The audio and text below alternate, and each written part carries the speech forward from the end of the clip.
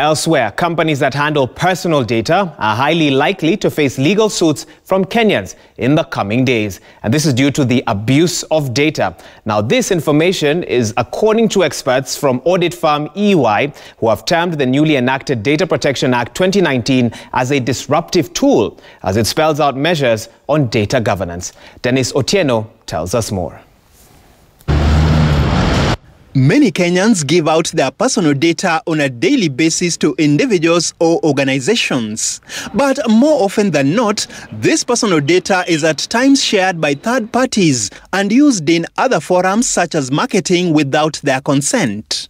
With the enactment of the Data Protection Act 2019, those in breach will now face full force of the law. The government, mobile phone companies and digital lenders are just some of the organizations that handle public information on a daily basis. For a long time, some of these abuses around customer data have been happening without any recourse to regulation, that a customer can take to protect themselves and enforce their rights. Yeah. Once the Act is fully implemented, we will certainly see some of those things happening where if people who are handling customer data, as organizations that are handling customer data, do not comply with the Act, customers will have the right to sue, and they will have the opportunity to sue, and they will have a legal recourse against anybody who doesn't comply with the Act.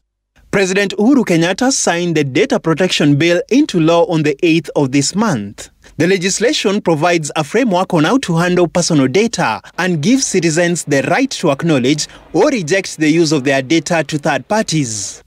Culprits will be slapped with a fine of 3 million shillings or jail term of 2 years. The Data Protection Act will also see the establishment of the Office of a Data Protection Commissioner, which will be responsible for the registration of organizations that manage public data.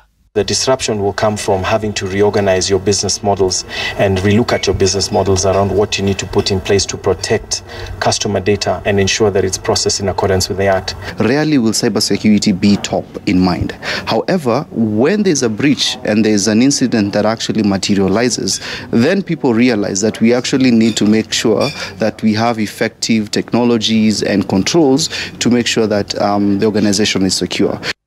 Even with the coming into law of the Data Protection Act, Kenyans are yet to be aware of its importance. This calling for greater public sensitizations for Kenyans to enjoy the benefits. Dennis Otieno, Citizen TV.